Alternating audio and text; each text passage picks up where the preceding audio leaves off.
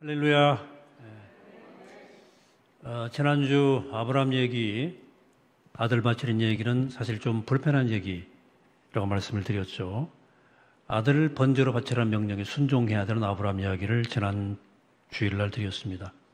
그러나 거기에는 십자가 부활로 향하는 신비한 뜻이 숨어 있었습니다. 근데 오늘 우리가 듣는 복음서 이야기도 매우 불편한 이야기입니다. 우리가 듣기 불편하는 지옥 이야기가 등장합니다. 오늘 본문에 지옥이란 말이 오늘 3번 등장하는데 43절, 45절, 47절 이렇게 각각 지옥이 언급됩니다. 43절만 한번 보겠습니다. 만일 네 손이 너를 범죄하게 하거든 찍어버리라. 장애인으로 영생에 들어가는 것이 2 손을 가지고 지옥, 곧 꺼지지 않는 불에 들어가는 것보다 나으니라. 그리고 48절에서 또 이렇게 지옥을 이렇게 표현합니다. 거기에서는 구더기도 죽지 않고 불도 꺼지지 아니하느니라. 더운데 더 덥죠? 예. 좀 으시시하고 오늘 나병 특집입니다. 예. 여러분 지옥을 어떻게 생각하십니까? 지옥이 실제 있다고 생각하세요? 없다고 생각하세요? 사실 지옥은 딜레마 같은 곳입니다.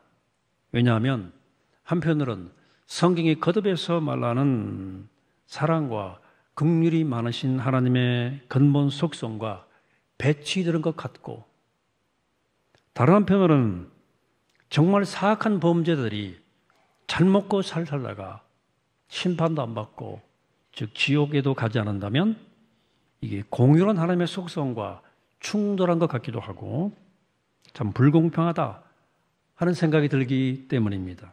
그래서 오늘 우리는 이 불편한 지옥 이야기를 좀 나누려고 그래요. 본문에 등장하는 지옥은 헬라어로 게헨나, 비춰주세요. 게헨나랑 헬라어인데요. 이 번역이 지옥이에요. 제가 오늘 설교 제목을 지옥이라고 하지 않고 게헨나라고 한 것은 지옥이라고 제목 붙이면 여러분들이 선입견이 있고 불편함이 있어서 그렇게 제가 원어인 게헨나를 썼습니다. 성사학자들에 따르면 이 게헨나는 예루살렘 남쪽에 있는 흰놈의 아들들의 골짜기에서 유래되었습니다. 여호수아서에 나와요. 열왕기하에 보면 아하스 왕과 므낫세 왕 시절에 고대 유대인들은 거기서 흰놈의 아들들의 골짜기에서 이방 사람들처럼 똑같이 몰록신에게 자녀를 희생제물로 바쳤습니다. 자녀를 불 속으로 집어넣는 인신제사를 드린 거죠. 요시야 왕이 이런 일을 강력히 금지를 했죠. 유대교 말기의 묵시 사상에서는 마지막 때의 심판이 이 저주받은 골짜기에서 행해지고 지옥의 불이 타오를 것으로 보았습니다. 외경 에녹스에 보시면 이런 말이 나와요. 나는 불이 활활 타오르는 깊은 골짜기를 보았다. 그리고 그들이 왕들과 권세자들을 데려다가 이 깊은 골짜기에 던져 넣었다 라고 써 있어요. 성경에는 지옥과도 비슷한 개념이 나오는데요. 우리말로 성경에 음부로 번역된 하데스라는 표현입니다. 음부로 번역되죠. 하데스는 죽은 자들이 가야 할 지하 세계를 가리킵니다. 원칙적으로 보면 게헨나, 지옥과 하데스, 음부는 개념적으로 다르지만 종종 혼용해서 쓰이기도 합니다. 당연하죠. 인간의 죽음과 그 이후의 운명에 대해서 누가 딱 떨어지는 대답을 내놓을 수 있겠어요? 그죠? 성경에 근거해서 그 해답에 조금씩 근접해 가는 것이 우리에게는 최선일 것입니다. 그런데 이 지옥 개념은 나름의 의미도 있고 해석의 역사도 있어요. 지난한 해석의 역사가 있습니다. 그런데 이걸 충분히 알지 못하면서 지옥은 그저 사람들에게 공포심을 심어주기 위한 것 혹은 그런 고대인들의 세계관에 불과하다고 무시하는 태도는 성경에 엄연히 존재하는 이 게헨나와 하데스를 생각하면 옳지 않은 태도입니다. 좀 진지하게 접근할 필요가 있겠다고 하는 것입니다. 자, 그러면 지옥이란 뭘까? 누가 지옥 갈까요? 지옥 얘기를 할 때 이탈리아 피렌체 출신의 다한테 신곡을 우리가 빼놓을 수는 없죠. 다한테는 지옥의 문 위에 쓰인 글귀를 보았어요. 그 중에 이런 문장이 유명하죠. 여기 들어오는 너희들은 모든 희망을 버릴지어다. 단테는 자기가 멘토로 여기는 로마의 위대한 시인 메르길리우스에게 지옥의 각 장면을 안내를 받습니다.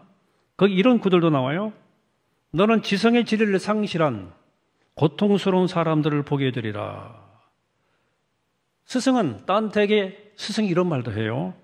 저곳에는 하나님을 거역하지도 않고 충실하지도 않으면서 자신만을 위해 살았던 그 사악한 천사들의 무리도 섞여 있노라. 아주 의미심장한 표현이에요.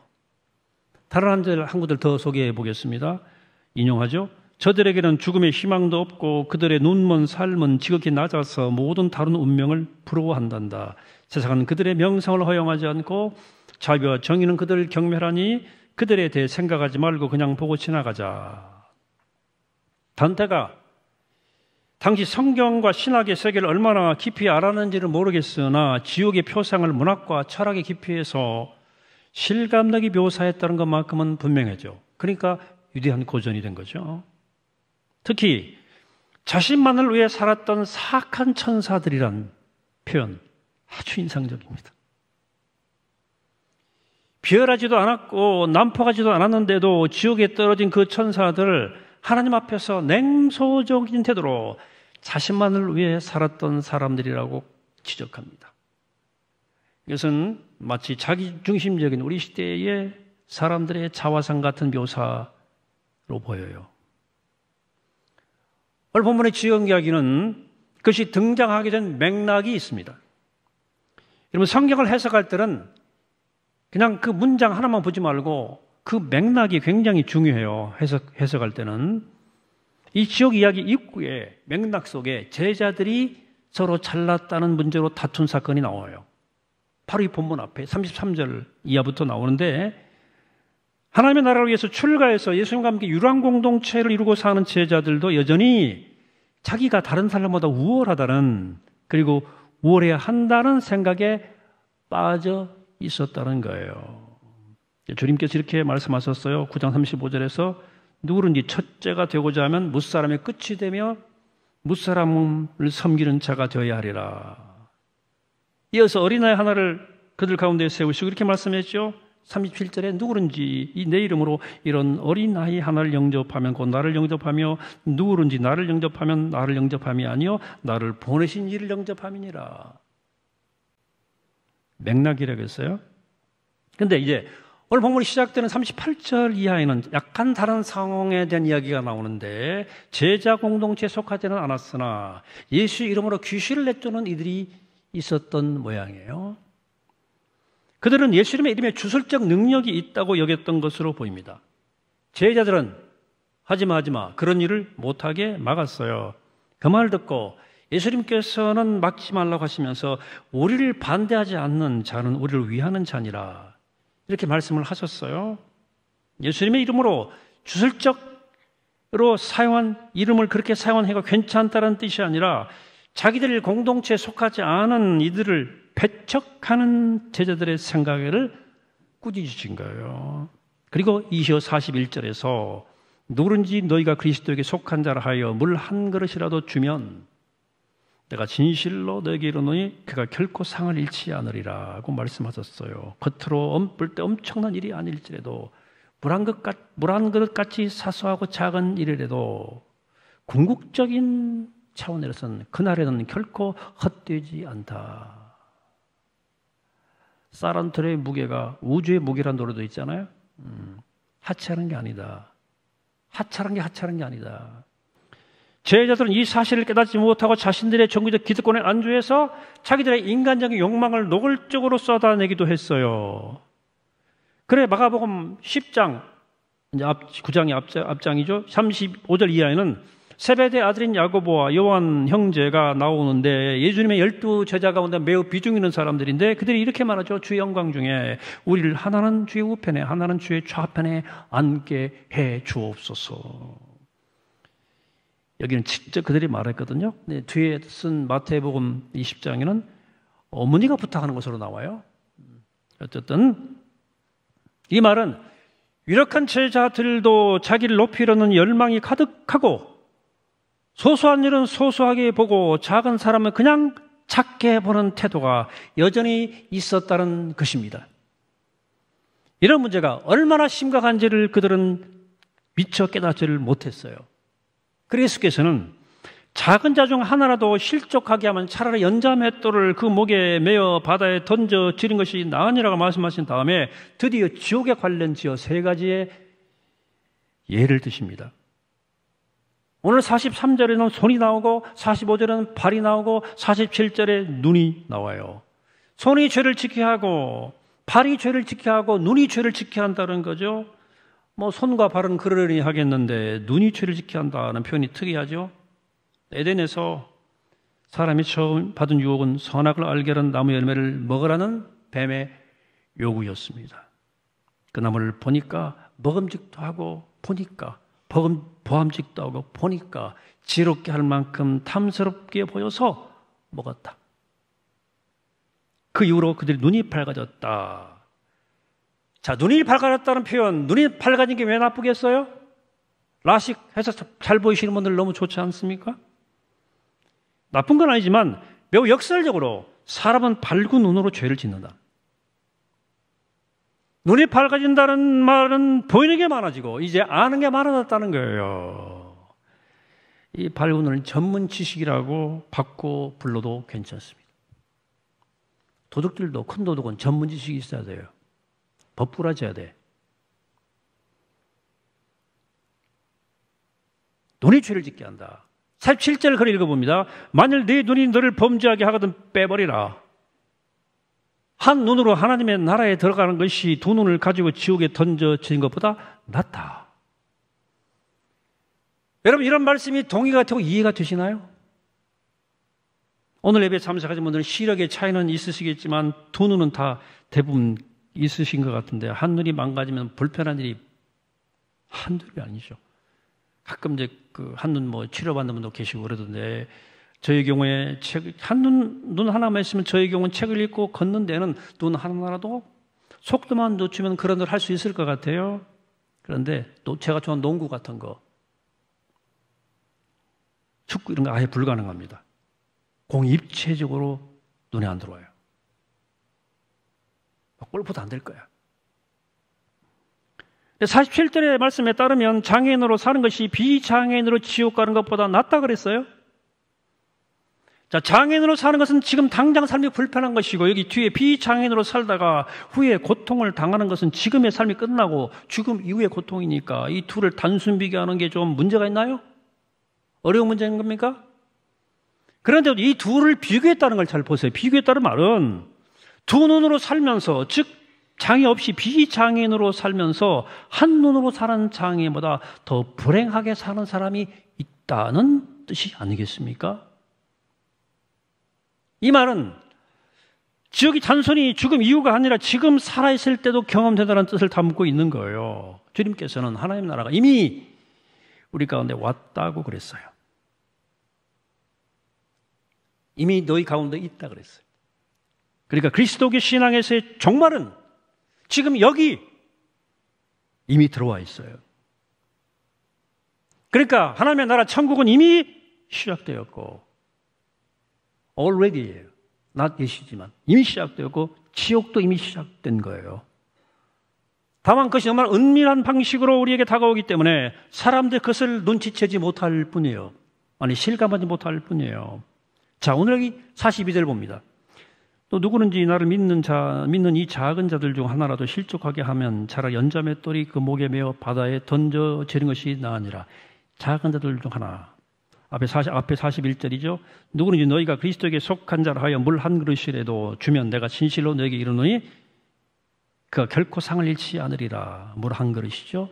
그리고 앞에 37절에서 어린아이 하나를 영접하면 곧 나를 영접하며, 이 맥락이에요. 여기 작은 자들 중 하나, 물 한 그릇, 어린아이 하나라는 표현을 놓치시면 안 됩니다. 흐름상 다 의미가 있는 얘기예요. 앞에 등장한 누가 크냐란 제자들의 다툼을 기억하실 거예요. 말씀드렸죠. 이 맥락을 잘 이해하십시오. 이것이 바로 지금 여기에서 우리가 지옥을 만드는 것과 깊은 관련이 있기 때문이에요. 사람들은 자기가 더 커야만 합니다. 내가 더 잘나야 돼요. 나는 특별 대우를 받아야 해요. 나는 특별하니까. 내 가족 많은 손해를 보면 안 돼요. 이 지점에서 바로 지옥이 깨어나가 우리 삶 속에 스며들어온다. 그런 사람은 캡처가 엄청 커요. 학교에 교권이 무너졌다는 말을 오래전부터 심심치 않게 우리는 듣습니다. 자기 자녀가 학교에서 따돌림을 당하거나 이유 없이 불이익을 당하면, 학폭당하면 부모가 나서 해결해 줘야 되겠죠. 그것도 한도가 있어요. 자녀가 때로는 심지가 강해지기 위해서 감당할 일들이 학교에 있거든요. 숙제가 많다거나. 심지어 학교 급식 메뉴에 대해서 일일이 시비를 거는 부모들이 있다는 소리를 들었어요. 또 좀 어이는 없던데 다 큰 대학생 성인 아니에요? 그 자식분들을 부모가 교수한테 막 전화를 해가지고 막 따지고. 내 가족의 손해를 견디지를 못해요. 자기 중심주의가 도를 넘어서고 있다. 우리 사회는 인간의 소유 욕망을 최대치로 끌어올리는 무한 경쟁의 사회입니다. 그래서 비판적인 사람들은 우리 사회가 막장 자본주의에 떨어졌다고도 얘기해요. 그래서 약육강식의 지옥 같은 세상이 되었다고도 얘기합니다.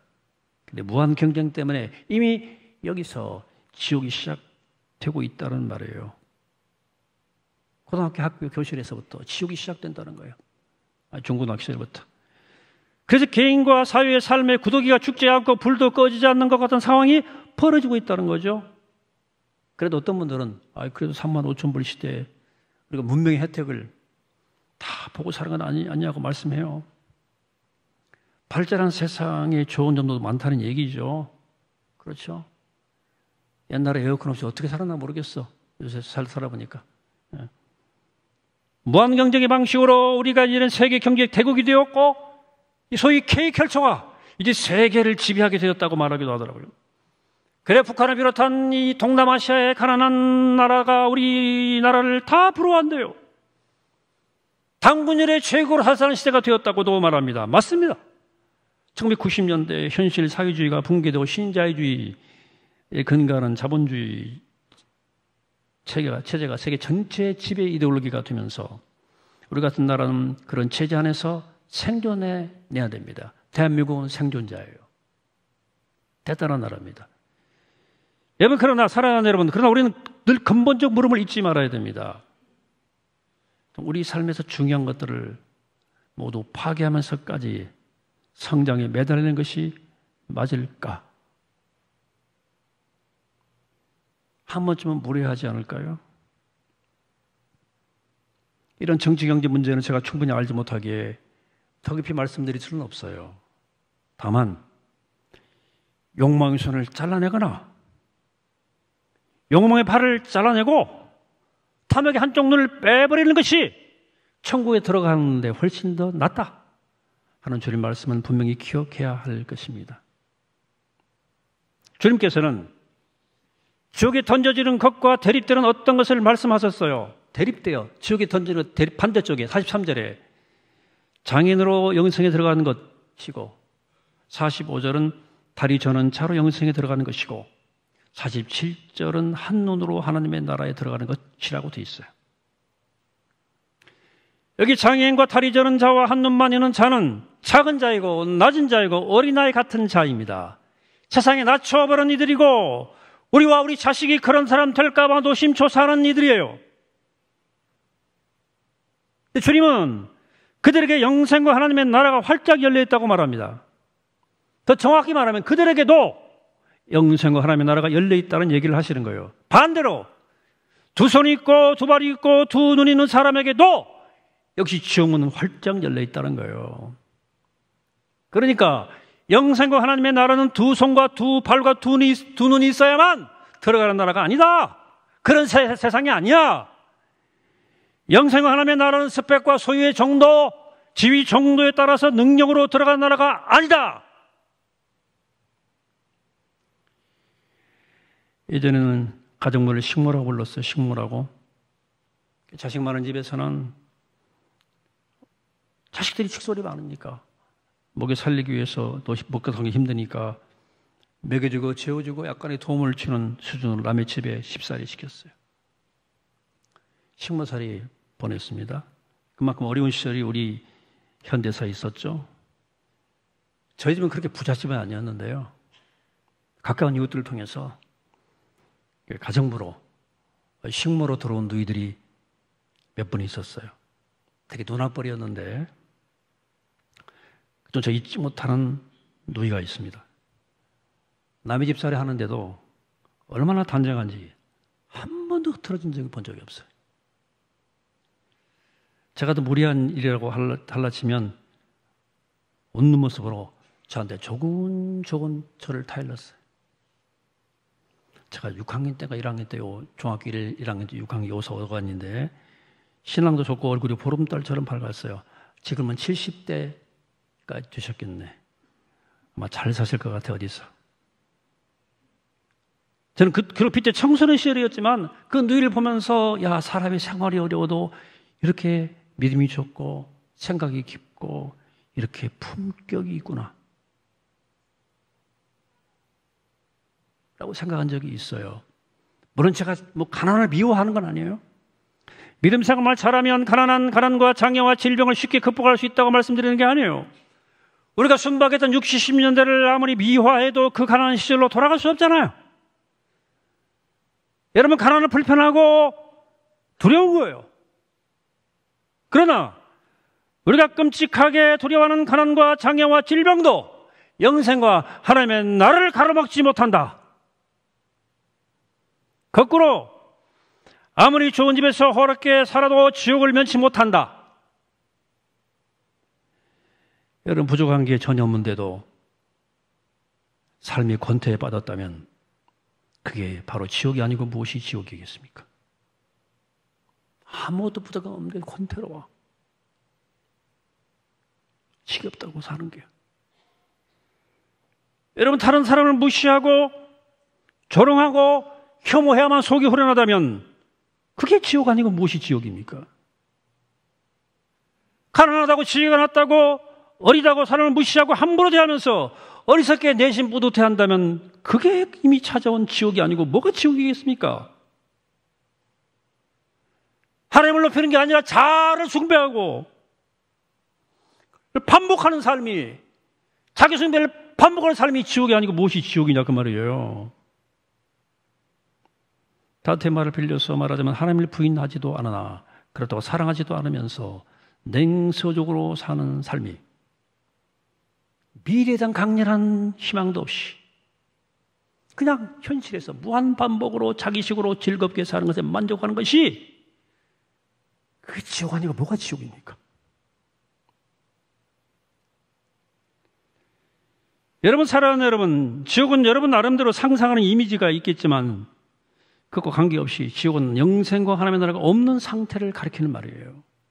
하나님 없음이 곧 지옥이에요. 사랑 없음이 곧 지옥이에요. 하나님의 사랑이시니까.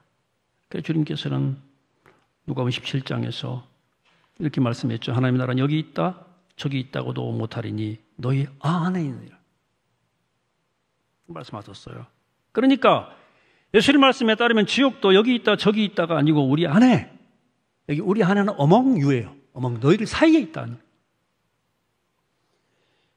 여러분, 천국과 지옥은 멀리 있지 않습니다. 우리 삶 가까이 와 있습니다. 우리 삶 속에 이미 스며들어 와 있어요. 그리고 우리 흔히 말하죠. 사는 게 지옥 같다. 혹은 사는 게 천국 같다. 이렇게 우리가 불쑥 말하지 않아요? 그러므로 영생과 하나님의 나라가 우리 삶에 확장되면 그만큼 지옥의 영역은 줄어드는 거예요. 반대로 영생과 하나님의 나라의 능력이 줄어들면 우리 삶이 지옥의 영역이 활개치게 되는 거예요. 그 사는 게 지옥 같은 거예요. 여러분 삶은 어때요? 사랑하는 여러분, 오늘 이 말씀을 다른 이들이 아니라 제자들에게 주신 말씀이나 사실을 꼭 기억하셔야 됩니다. 제자들은 재산과 직업과 가족까지 포기하고 출간, 예수를 완전히 따르는 사람들이었습니다. 요즘에 목사하고 비교가 안 돼요. 뭐 비교하자면 비교할 수 있겠지. 목사, 선교사, 뭐 교회 지도자들, 뭐 평생 교회를 위해 봉사, 수고한 사람들. 그들에게도 지옥 문이 그렇게 멀지 않다는 사실을 주님께서 오늘 꼭 집어 말씀하는 거예요. 네 삶 속에 지옥이 스며들어와 있어. 어떻게 해야 될까요? 디모데전서 2장 4절의 말씀에 희망의 말씀이죠. 하나님은 모든 사람이 구원을 받으며 진리를 아는 데 이르기를 원하시느니라. 하나님의 마음이에요. 우리의 희망이기도 하죠. 하나님은 모든 사람이 구원받기 원하신다는 거예요. 그래서 신학자 카를 마르트는 하나님은 결국 지옥을 비워두시기를 원한다 이렇게 얘기했어요. 여러분 그렇습니다. 예수께서 이 십자가에서 이미 지옥을 경험하셨고 이미 개연을 경험하셨고 이미 하데스, 음모를 경험하셨고 죽은 달 가운데서 다시 살아나셔서 하늘로 들림을 받으셨기 때문에 그를 진실로 믿는 사람들은, 즉 예수님과 함께 동행하는 사람들은 영생을 얻고 참 생명을 얻고 하나님의 나라와 지금 여기에서 잇대어 연결되어 살아가는 것입니다. 사랑하는 여러분, 우리 사실을 알고 이 사실을 믿는 사람들입니다. 그래서 오늘도 우리는 지옥에 대한 두려움이 아니라 영생과 하나님에 대한 설레임으로 일상을 살아가는 것입니다. 두려움이 아니고 설레임으로. 여러분, 그러므로 부디 지금 여기서 지옥을 살지 말고 지금 여기서 천국을 사시기를 축복합니다. 하나님을 떠나 살지 말고, 사람 무시하지 말고, 사람 미워하지 말고, 혼자 잘나만 살지 말고, 하나님과 친밀히 동행하며 서로 살아가며 서로 섬기며 겸손하게 사시기를 바랍니다. 그래서